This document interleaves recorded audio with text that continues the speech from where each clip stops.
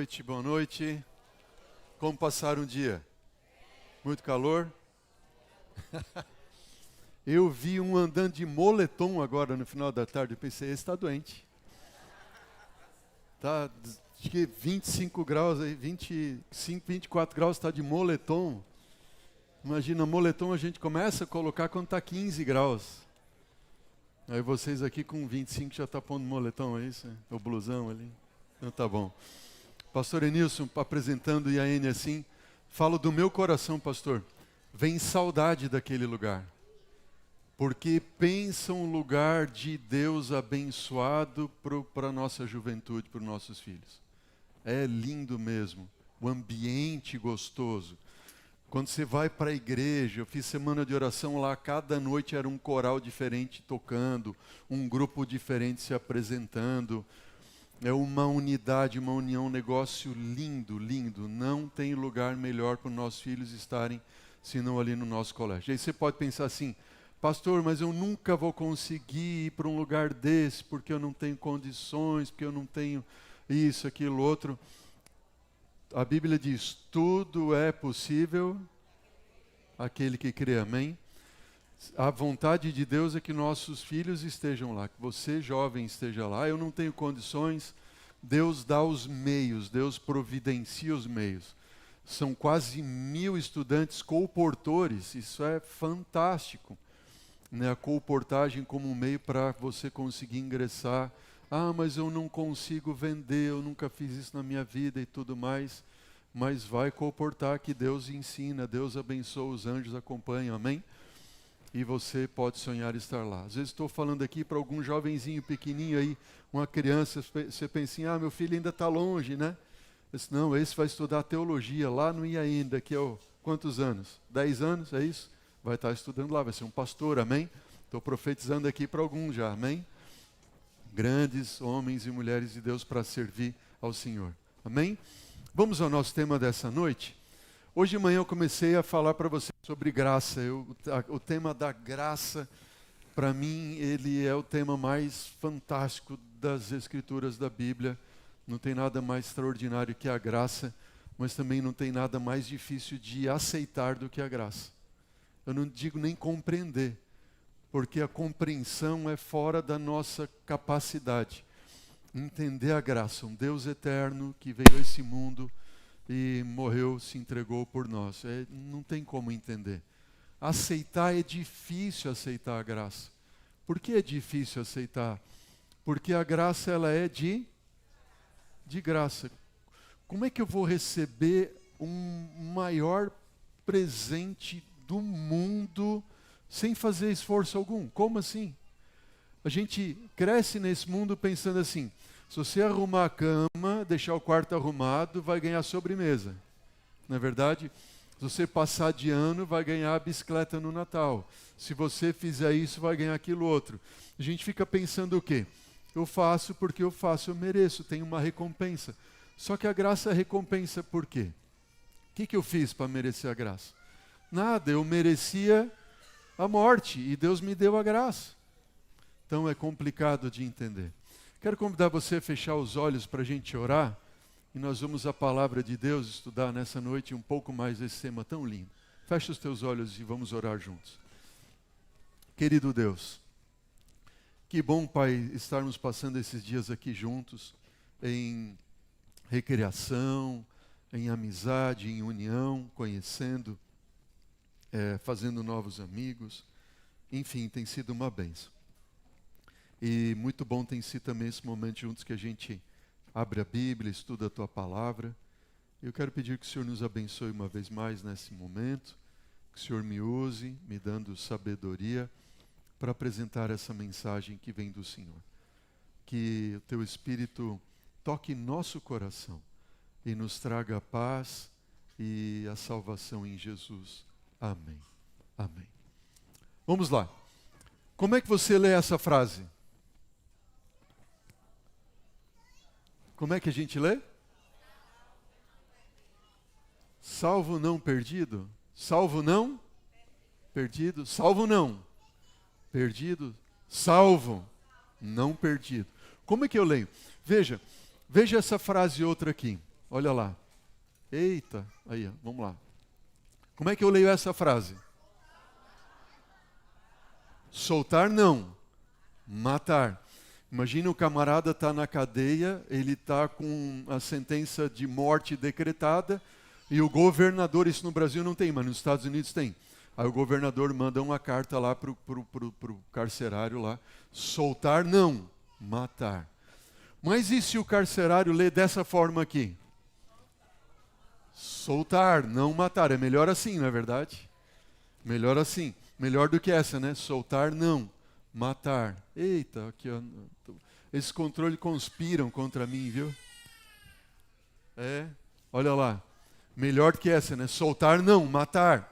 Mata o indivíduo. E essa aqui, soltar, não matar. Como é que eu leio essa frase aqui? Salvo não. Perdido. E essa daqui? Não perdido. É a mesma frase. Onde estava a diferença só? Só na vírgula. Se eu perguntar para você o seguinte, olha só. Eu posso ter certeza da minha salvação nesse momento? Sim ou não? Sim ou não? Se caísse uma bomba aqui agora, quem aqui teria certeza de que estava salvo nesse momento? Tem alguma mão erguida aí, amém? Glória a Deus aí. Se eu posso ter certeza da salvação, é lógico que existe uma compreensão errada de que uma vez salvo, salvo para sempre. Não, não, não, não. Isso não é bíblico, ok? Agora eu estou salvo, recebi Jesus, estou salvo e estou salvo para sempre, posso quebrar mandamento, posso fazer isso, aquilo outro.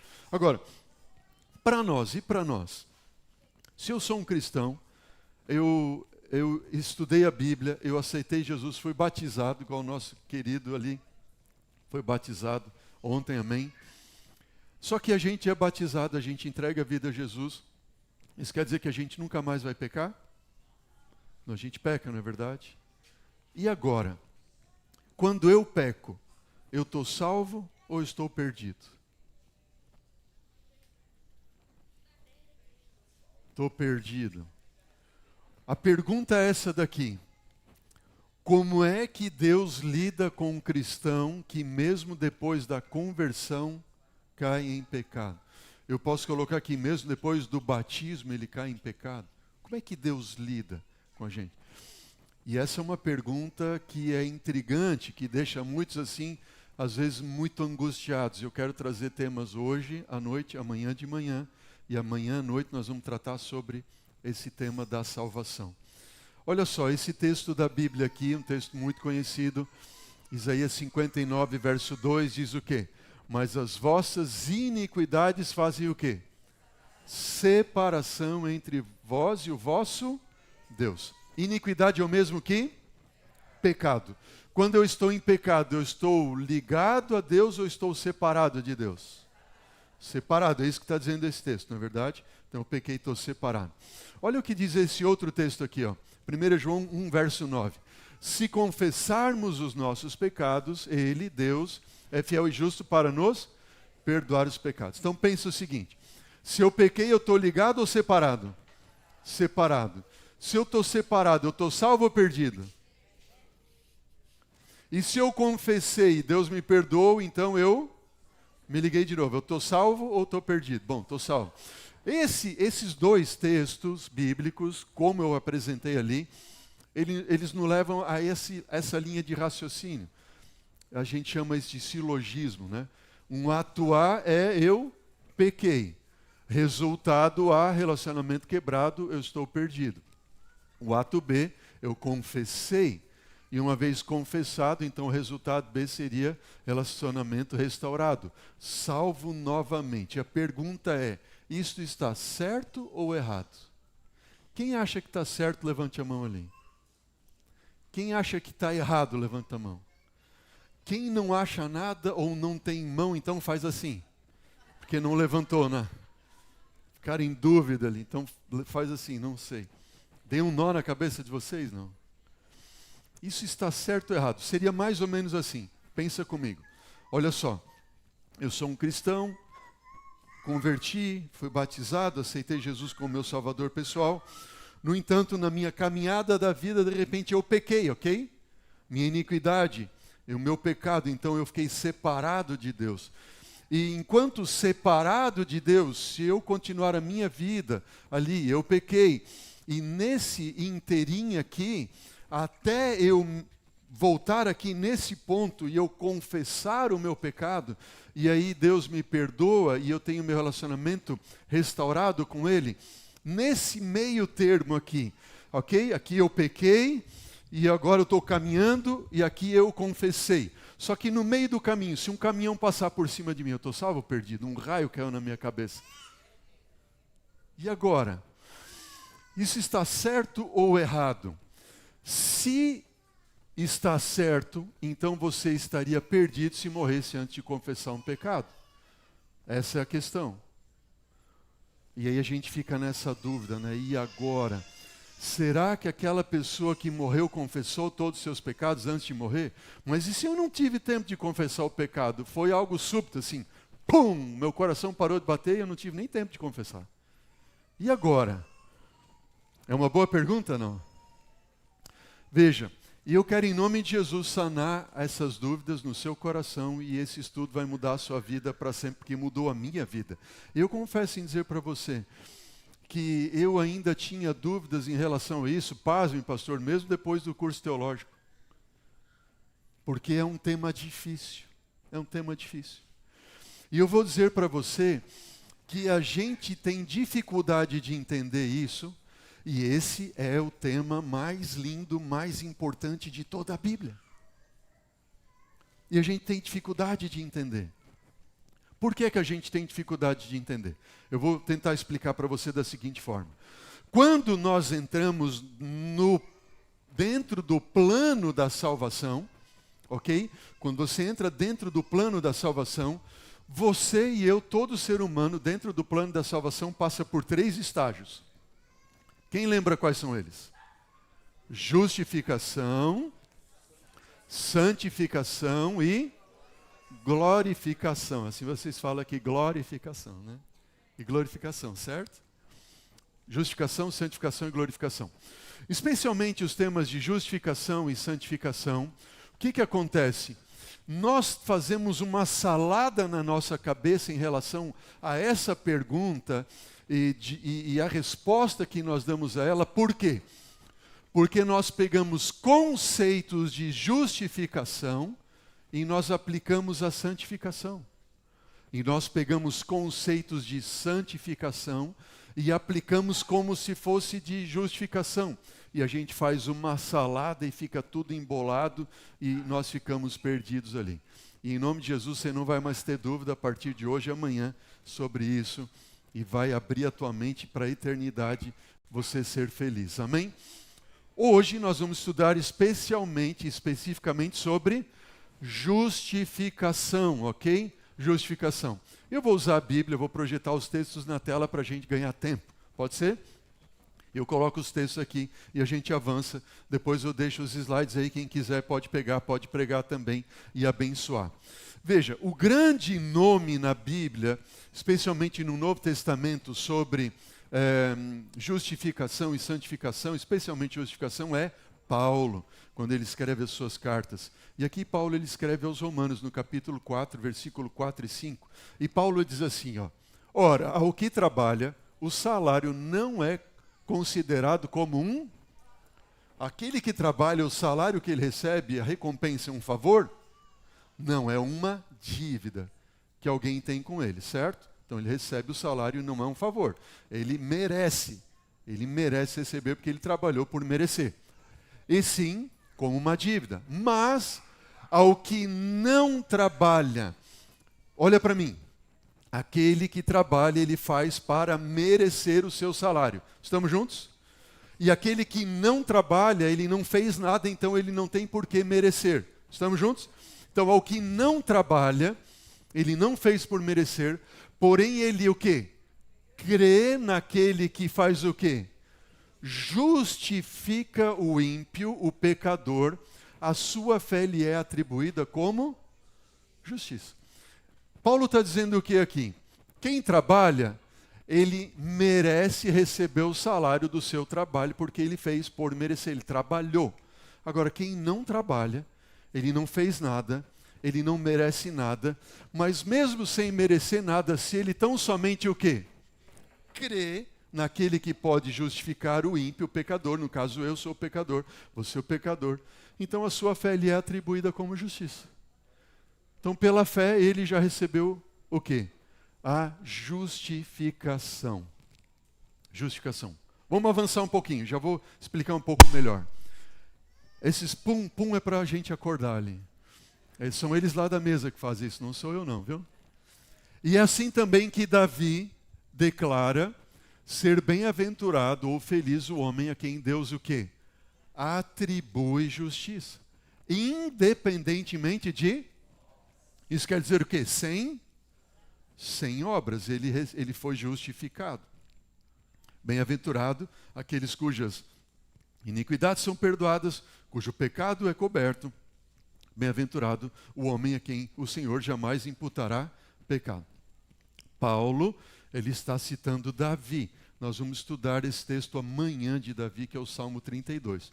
Paulo está citando aqui em Romanos. Vamos entender um pouquinho isso aqui. Toda vez que você vê na Bíblia a palavra justificação, você pode substituir essa palavra justificação por perdão. Estamos juntos até aqui? Então veja, a pessoa foi justificada, a pessoa foi perdoada. Justificação significa perdão, mesma coisa. Aí a pergunta que eu faço é a seguinte: por que é que Paulo não diz assim?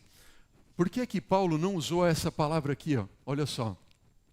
Vamos ver aqui o texto. Opa. Vamos ver aqui, ó. Ao que trabalha, o salário não é considerado como favor, mas aquele que trabalha, porém, aquele crê naquele que perdoa o ímpio. É a mesma coisa. Por que é que Paulo não usou a palavra crê naquele que perdoa o ímpio e ele usou justifica o ímpio? Por quê? Vou explicar para você já. Ok? Paulo ele usa justifica, mas justifica significa perdoa. Aí ele o quê? Deus atribui o quê?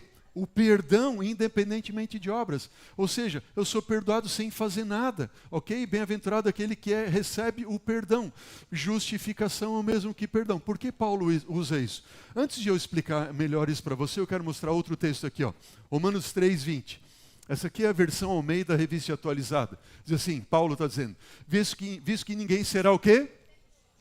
Perdoado ou justificado diante dele por obras da lei. Hoje aqui tinha alguém, não sei se está aqui hoje ainda, que perguntou depois ali, mas justificação tal, eu preciso guardar isso. Não, veja, Paulo está dizendo, independente de eu guardar o sábado ou não, eu sou justificado.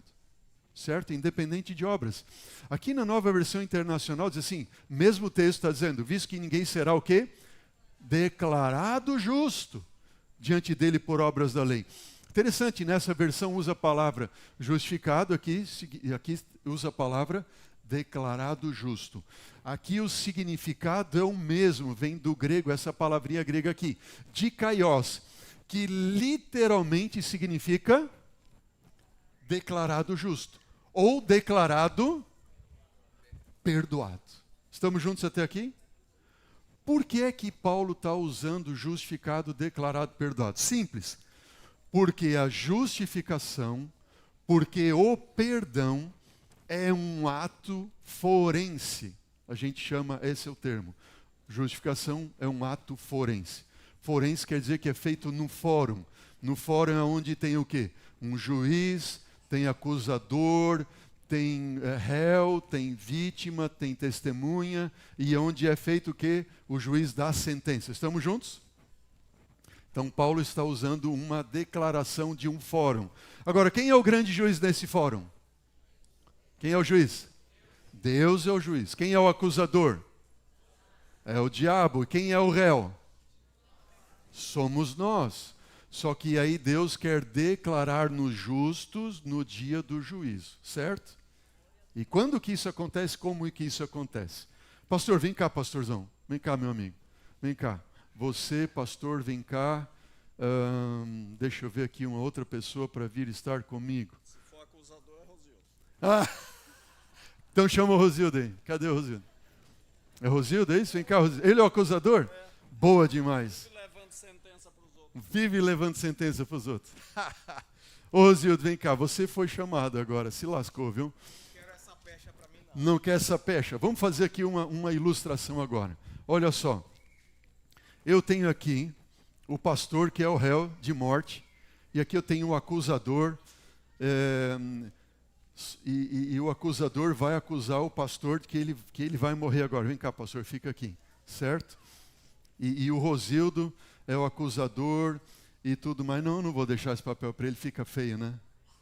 Ele é querido, não é querido, não? Ele é boa gente, não? Vocês gostam dele, não? Então eu vou dizer agora que o Rosildo não é mais o acusador, o Rosildo é Jesus. Você ficou mais feliz agora? O teu pastor disse que você... Eu estou dizendo qual pastor que você gosta mais a partir de hoje? Ele é Jesus depois da pesca miraculosa. Ele é Jesus depois da pesca milagrosa. Olha só, está aqui o pastor que é o pecador condenado à morte, certo? Pensa comigo o seguinte, vamos supor que eu seja o juiz aqui agora, e quem está diante de mim é um réu, e como pecador, todo pecador, o salário do pecado é a morte. E eu agora vou declarar o senhor Samuel como pecador digno e réu de morte. Só que antes de eu declarar que ele é réu de morte, de repente vem Jesus, ok? E Jesus vem para Samuel e diz assim, Samuel, você aceita que eu possa ter morrido e pago a tua culpa no teu lugar? Aí Samuel olha para Jesus e diz assim, mas o que eu tenho que fazer para eu ser salvo? Essa é a pergunta que a gente faz. Aí Jesus diz assim, não Samuel, você não precisa fazer nada.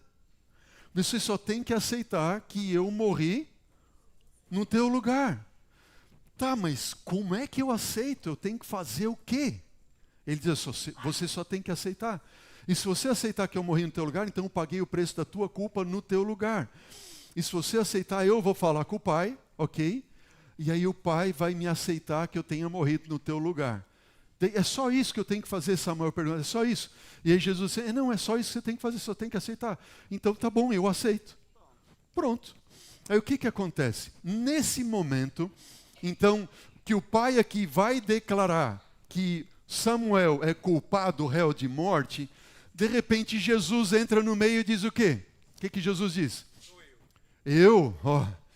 Ele, Samuel, aceitou que eu tenha morrido o quê? No lugar dele. E fica bem desse jeito assim, fica assim.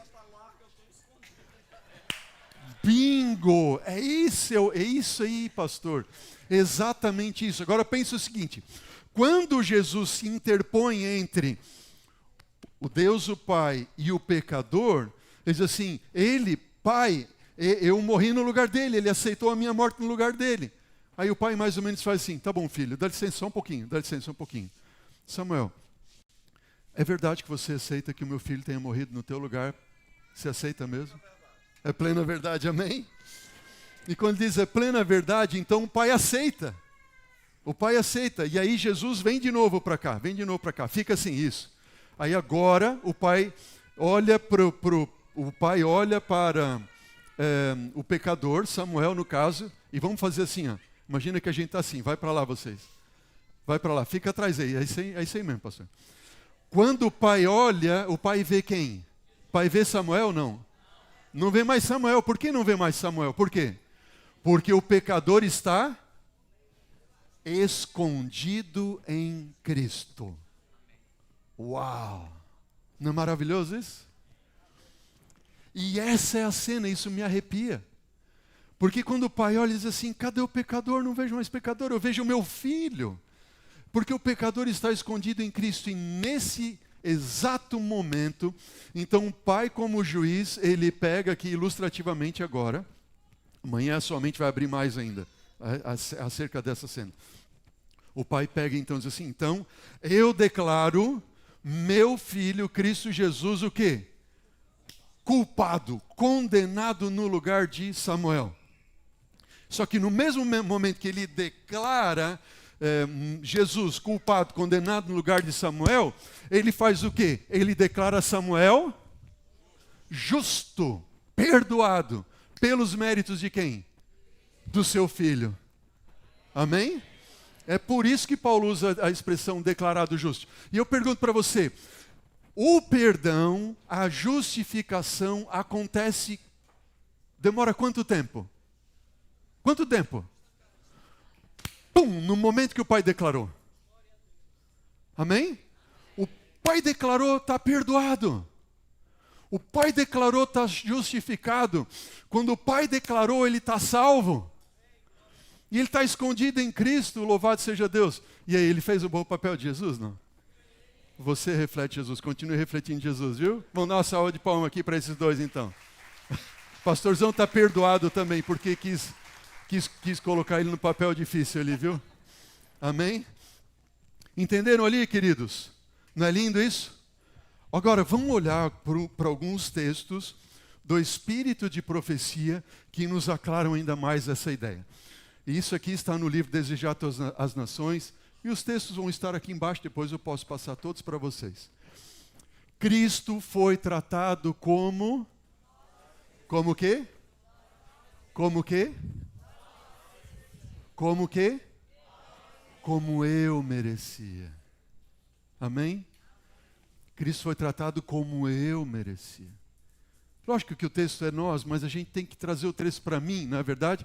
Para nós aqui pessoalmente. Cristo foi tratado como nós merecíamos, como eu merecia, para que pudéssemos receber o tratamento que Ele tinha direito. Cristo foi condenado pelos nossos pecados, nos quais não tinha participação, para que fôssemos o quê? Perdoados na sua justiça, na qual não tínhamos parte. Veja, Cristo sofreu a morte que nos cabia, para que pudéssemos receber a vida que a Ele pertencia. Pelas suas pisaduras fomos sarados. Amém? Veja esse texto, outro texto. A grande obra em favor do pecador, a grande obra em meu favor, impuro, pecador impuro, maculado pelo mal, é a obra do perdão, por aquele que fala a verdade. É o pecador declarado justo. O Senhor imputa ao crente a justiça de Cristo. Pum, eu declaro Samuel perdoado, eu declaro a Marta perdoada, eu declaro Rosildo perdoado, eu declaro José perdoado, todo mundo ali, amém? Eu declaro perdoado, ele declarou perante o universo, o pronuncia justo, justificado, perdoado. Ele transfere os seus pecados para Jesus, o representante, substituto e penhor do pecador. Sobre Cristo coloca ele a iniquidade de todo aquele que crê. Aquele que não conheceu o pecado, ele o fez pecado por nós, para que nele fôssemos feitos justiça de Deus. Amém? Quanto tempo demora para você ser perdoado? O momento que você perde o perdão e o momento que você aceita Jesus como seu Salvador pessoal. Quem aqui aceitou já Jesus como seu Salvador, pessoal, diga, eu aceito. Você está perdoado. Glória a Deus, aleluia. Simples assim. Não é maravilhoso isso? Só que a gente não consegue aceitar como sendo simples assim. Só que eu já fui perdoado. Olha só esse texto aqui. Livro Caminho a Cristo. Você que não está nas redes sociais, game, etc e tal, esse é o livro, viu? Esse é o livro, Caminho a Cristo. Não leia com pressa, parágrafo por parágrafo. Vê o que diz esse texto aqui, ó. Jesus viveu uma vida sem pecado. Morreu por nós e agora se oferece para nos tirar os pecados e dar-nos a sua justiça, ou o seu perdão. Se vos entregardes a Ele. Se você se entregar a Jesus e o aceitar como vosso Salvador, sereis então, por pecaminosa que tenha sido a vossa vida, considerados o quê? Justos. Por causa de quem? Por causa dele. Olha só, vamos ler essa frase de novo aqui. Ó. Se você aceitar, e se você se entregar a Ele, e o aceitardes como vosso Salvador, você já aceitou, então sereis, então, por pecaminosa que tenha sido a vossa vida, considerados justos por causa dele. Não importa o pecado que você cometeu, não importa quão longe você foi, não importa quantas vezes você caiu, se você aceitou, você está perdoado por causa dele. Agora veja, o caráter de Cristo substituirá o vosso caráter, e sereis aceitos diante de Deus exatamente como se não houvesseis pecado. Se você aceita, o caráter de Jesus substitui o teu, ou seja, você fica escondidinho em Jesus ali, o Pai quando olha não vê mais você, porque você foi substituído por Cristo, certo? E você aceita diante de Deus exatamente, o que diz aqui? Como se não tivesse pecado. E agora? O que significa isso aqui, como se não tivesse pecado? Você aceita como se não tivesse pecado. O como se significa que quem é que não tem pecado, eu ou Jesus? Jesus, né? Jesus não se colocou entre eu e ali, eu estou escondido nele. Então Jesus não tem pecado. Quando o Pai olha, ele olha para alguém que não tem pecado. Mas e você que está atrás aqui? Tem ainda pecado ou não? Mas você aceita como se não tivesse pecado porque ele está olhando e não está vendo você, ele está vendo quem? Jesus. Deu para entender? É mais ou menos assim, ó. É só uma hipótese, tá? Imagina que eu estou aqui pregando para você e eu dizer assim, irmãos do céu, vocês não vão acreditar. Eu estou com uma dor de cabeça, uma enxaqueca terrível. Aí você vai dizer assim, nossa pastor, mas o senhor está pregando como se não tivesse enxaqueca. Mas isso muda a minha condição? Graças a Deus eu não estou com enxaqueca, amém? Mas você entendeu a ilustração ali? Isso significa que você ainda continua na condição de pecado. Como que eu vou entender isso? Vou dizer para você aqui, ó. No livro de 1 Reis, capítulo 14, aqui o profeta está falando para Jeroboão. Lembra quem foi Jeroboão? Não. Davi morreu. Quem é que tomou o lugar de Davi no trono? Salomão. Então Davi morreu, seu filho Salomão subiu ao trono, certo? Quando Salomão morreu, quem é que subiu ao trono? Jeroboão e Roboão, ou melhor, Roboão e Jeroboão, certo? 2 reis. E aí o reino de Israel foi dividido. Jeroboão ao norte e Roboão ao sul, no lugar de Salomão ali. Agora o profeta está falando para Jeroboão. Estamos juntos? Jeroboão. Onde está Davi nesse momento? Está só o pó. Porque ele morreu, Salomão já morreu, e agora é outro ali. Não tem mais Davi, já está só o pó. Olha o que diz o profeta. Assim diz o Senhor, Deus de Israel. Falando para quem? Jeroboão. Porquanto te levantei do meio do povo, e te fiz príncipe sobre o meu povo Israel, e tirei o reino da casa de Davi e te entreguei. Deus está dizendo, eu te entreguei. Tu, Jeroboão, não fostes como quem? Não foste como Davi, meu servo, que guardou os meus mandamentos e andou após mim de todo o seu coração, para fazer somente o que parecia reto aos meus olhos. Explica isso. Explica isso. Davi estava morto. Eu pergunto, você responde. Davi sempre guardou os mandamentos de Deus, sim ou não? Sim ou não? Não. Davi sempre andou com o coração reto diante do Senhor, sim ou não? Não. E ele fez tão somente aquilo que é reto aos olhos de Deus, sim ou não? Não. Ele foi um grande pecador, adulterou, matou, mentiu, fez o raio ali, uma história triste, é ou não é verdade? Mas Deus olha para Davi como se ele nunca tivesse pecado. É ou não é isso? Você está vendo aqui ou não? Deus olha para Davi e diz assim: o meu servo Davi, ele guardou os meus mandamentos, ele andou após mim de todo o seu coração, para fazer somente o que é reto aos meus olhos. Diz, não, ele fez tudo errado, ele pecou, ele adulterou, Batseba mandou matar Urias, fez ali, mentiu. Deus olha para ele como se ele nunca tivesse pecado. Não é maravilhoso isso? Só que se Deus olhava para Davi dessa forma, Ele olha para você e para mim também dessa forma. Não importa o pecado que você cometeu. Não importa o pecado que te induziram a cometer. Vejam, queridos. Deus olha para nós como se nós não tivéssemos pecado, sabe por quê? Porque embora nós tenhamos vestes sujas e maculadas ali por causa do pecado, nossa vestimenta é o nosso caráter. Deus, quando nós aceitamos sua justiça, Ele nos cobre com o seu manto de justiça. E embora embaixo tenha vestes sujas, agora nós somos cobertos pelo manto de justiça de Cristo. E Ele olha para nós como se eu não tivesse vestimenta suja. Quer um exemplo bíblico para isso? A gente olha para a história do filho pródigo. Todo mundo conhece a história do filho pródigo. Ele foi embora de casa, parará, de repente lá pelas tantas ele diz assim: se eu fosse ter com a casa do meu pai, né? Será que meu pai me aceitaria se eu fosse pelo menos um dos seus trabalhadores?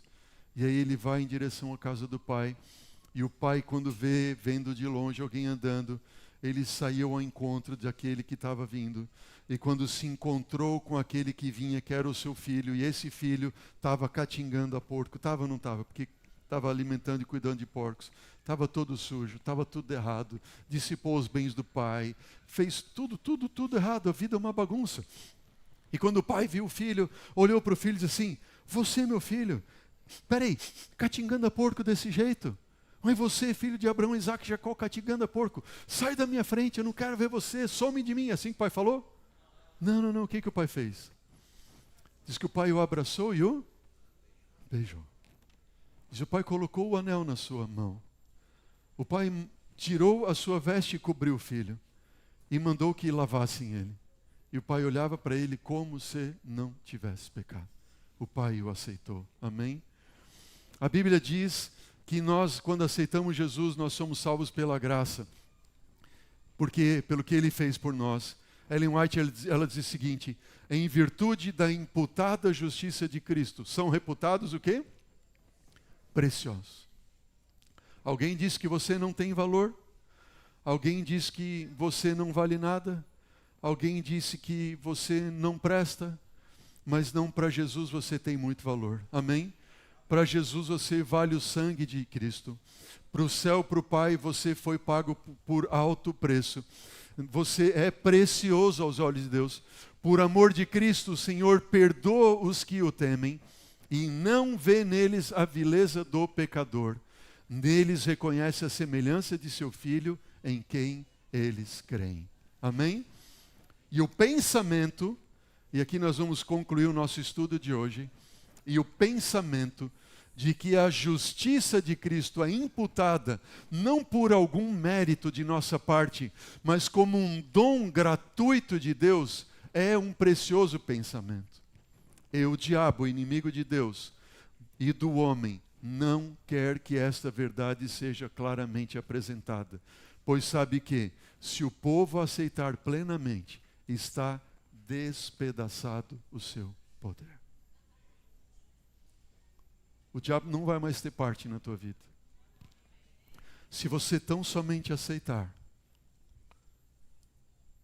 que Jesus morreu no teu lugar e que naquele momento Ele já te declarou justo, justificado, perdoado, perdoada de todos os teus pecados. E o diabo não tem mais poder sobre a tua vida. Ele não quer que você receba assim. Porque é simples assim. Mas tão simples assim o poder dele está despedaçado. Se o diabo pode dominar a mente de maneira que a dúvida, a incredulidade e as trevas constituam a experiência dos que professam ser filhos de Deus, ele os pode vencer com a tentação. Mas você nunca mais vai ter dúvidas de que você está perdoado em Cristo Jesus. Amém? Nunca mais vai ter dúvidas. Como é que a gente chama isso? A gente chama de justificação. Justificação é ser liberto do que do pecado? Do que do pecado?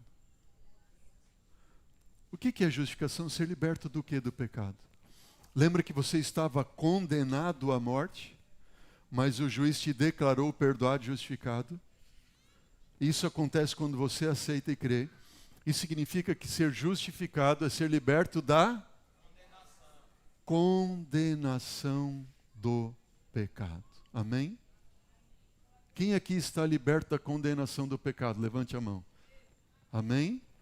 Veja, aí que Paulo então profere essas palavras que ele diz assim, ó, agora, pois, já não existe o quê? Nenhuma condenação para quem? Para os que estão em Cristo Jesus. Quem está em Cristo Jesus, diga, eu estou. Amém? Então leia comigo agora. Agora, pois, já não existe nenhuma condenação para mim, porque estou em Cristo Jesus. Diga amém. Amém? Nenhuma condenação mais para você, porque você está em Cristo Jesus. Amém? Você pode ir dormir na barraca ou no alojamento hoje, deitar a cabeça no travesseiro e pensar, eu estou justificado, eu estou perdoado, nenhuma condenação há mais para mim em Cristo Jesus. Amém? Mas pastor ainda não respondeu. Eu estou justificado, sim. Mas e se eu tropeçar e cair aqui? Tu salvo ou perdido? Você quer saber, sim ou não? Amanhã de manhã. Amanhã de manhã. Amém? Como é que a gente chama isso? Eu tenho chamado isso de o caminho da graça, que te leva à salvação e ao perdão em Cristo Jesus. Quem é que não vai faltar amanhã de manhã? Você não pode faltar, hein? Se você tinha que perder um estudo, era esse de hoje. O de amanhã você não pode perder. Então, não tem mais. Se alguém vai dormir em Aracaju e tal, tem que trabalhar amanhã, você vai faltar no trabalho, vai vir aqui e vai receber essa mensagem que é de Deus para a sua vida. Amém? Quem é que está perdoado em Cristo? Quem é que está salvo em Cristo? Quem tem paz com Cristo? Amém? Deus te abençoe sempre. Vamos orar? Vamos orar, Senhor Deus, obrigado pelo estudo de hoje. Abençoe todos que aqui estamos com essa mensagem de graça, de perdão, de salvação. E nessa certeza, Pai, que somos teus, pertencemos a Ti. Estamos em Cristo, escondidos nele e salvos pela graça. Em nome de Jesus, agradecemos por essa graça que liberta, salva, que redime. Agradecidos. Amém. Amém.